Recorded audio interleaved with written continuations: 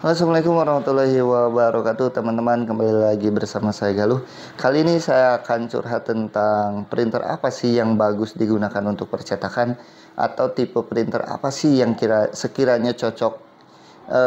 Di sini saya bukan menggurui, hanya sharing saja buat teman-teman, karena saya pun ketika membuka usaha percetakan rumahan ini awalnya kebingungan. Saya beli printer apa sih, cari rekomendasinya sungguh sulit sekali gitu ya. Di sini saya bukan menggurui ya teman-teman ya, dan ini hanya sharing berdasarkan pengalaman, dan saya membeli alatnya gitu, dan ini saya gunakan untuk keseharian saya, untuk usaha saya gitu ya. Jadi teman-teman yang di luar sana yang lebih paham, kalau ada masukan untuk saya, silahkan komen di bawah ya. Komen dengan bijak dan positif. Oke, langsung saja teman-teman. Printer yang saya gunakan, yang saya beli di tempat saya ini berbagai macam fungsi. Ada yang multifungsi, semua cetakan dilibas habis. Ada yang memang khusus cetak tertentu saja, itu ya. Perlu digarisbawahi teman-teman, kebanyakan printer yang di sini pakai tinta art paper. Teman-teman mungkin bingung ya, apa sih itu tinta art paper, tinta dye segala macam. Mungkin bisa lihat video saya sebelumnya. Nah, kita tidak akan bahas itu lagi.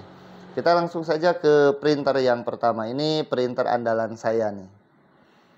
Ini salah satu printer andalan saya dari Epson.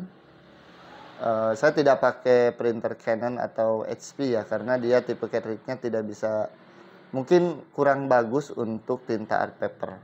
Ya sebenarnya printer ini pun kalau pakai tinta art paper ya pasti cepat rusak headnya, pasti cepat mampet, karena tipikalnya kan tintanya agak sedikit kental gitu ya. Cuma ya untuk dari percetakan sih mungkin ini bisa menutupi dari hasilnya bisa menutupi untuk membeli head yang baru. Tuh.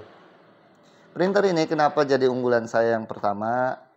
Karena dia bisa mencetak di berbagai jenis kertas. Mau kertas art karton, art paper, HVS, bahkan stiker kromo. Ya, stiker kromo, di mana sekarang tuh banyak UMKM yang punya produk dan pengen sebuah label untuk mencirikan, oh ini produk saya gitu. Nah, itu sasaran market saya, itu yang pertama. Nah, yang kedua, ini bisa dipakai untuk cetak undangan juga.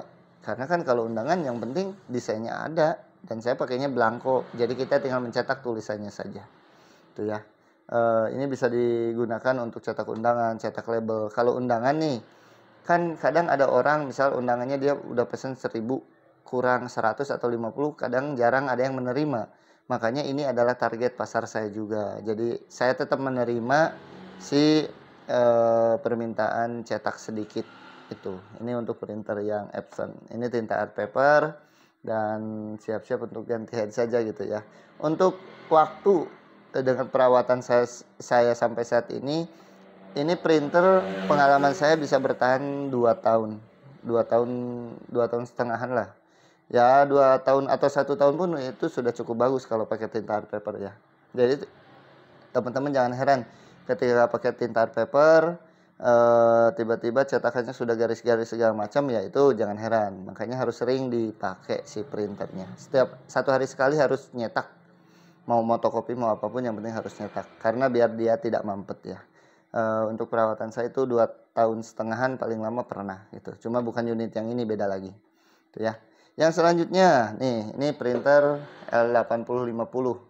Ini adiknya dari L800 sama L805.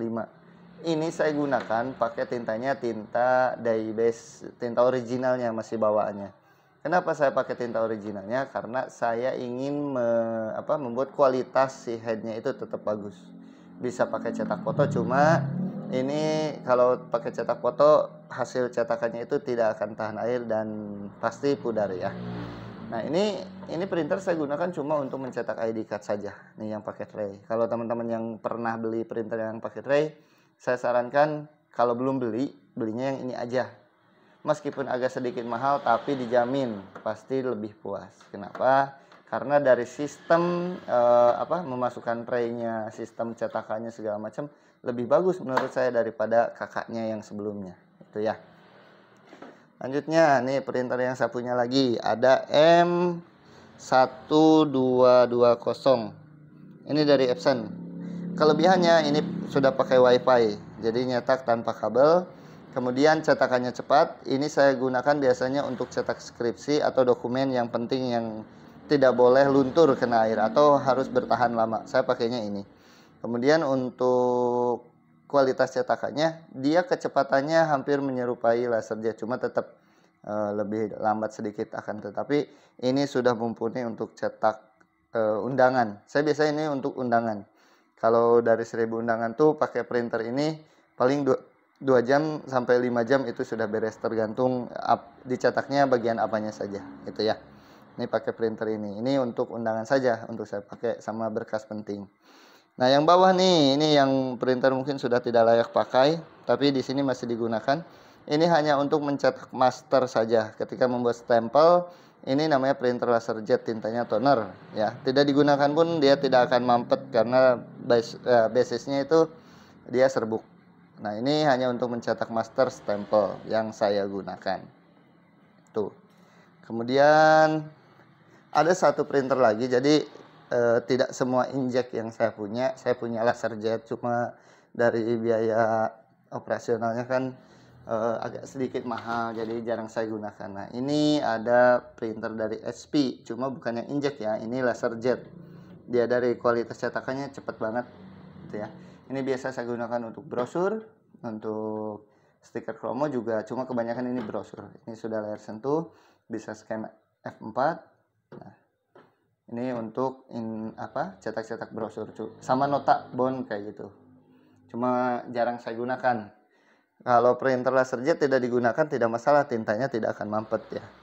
Nah, kemudian ada satu printer lagi, ini kalau saya bilang sih andalannya ya andalan luar biasa karena dia multifungsi iya, cetakannya cepat iya, kualitasnya bagus iya, tintanya pigmen pula gitu ya, jadi tahan air. Ini ada printer C5790 dari Epson yang terbaru ya.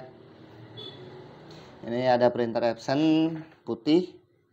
Nah, untuk ini touchscreen juga, layarnya sudah pakai wifi juga, jadi saya jarang pakai kabel, suka pakai jaringan internet. Scan-nya bisa ADF F4. Terus kertasnya ada di tray bagian bawah, ada juga bisa dari belakang. Jadi kalau kertas-kertas tebal saya biasanya dari belakang. Kalau HP saya taruh di sini. Jadi biar nggak usah masukin kertas, saya masukin aja setengah rim, masukin ke bagian bawah. Tintanya pun dia sudah pakai tabung tintanya, jadi banyak, dan ini sudah dimodifikasi. Kalau untuk dari segi harga memang biaya pembeliannya ini agak sedikit lumayan, cuma untuk pemakaian menurut saya ini sudah luar biasa, karena ini printer benar-benar bisa saya gunakan untuk cetak undangan, brosur, nota, bahkan saya gunakan untuk bisnis foto booth ya. Temen mungkin kalau pernah ke tempat hajatan tuh ada suka tukang foto yang langsung cetak gitu. Nah, ini saya gunakan. Kenapa? Karena kualitas cetaknya itu cepat. Terus pakai tintanya tinta pigmen, jadi tahan air. Terus apalagi ya, saya suka pakai cetak undangan, stiker kromo, pokoknya ini lengkap, semuanya ada di sini.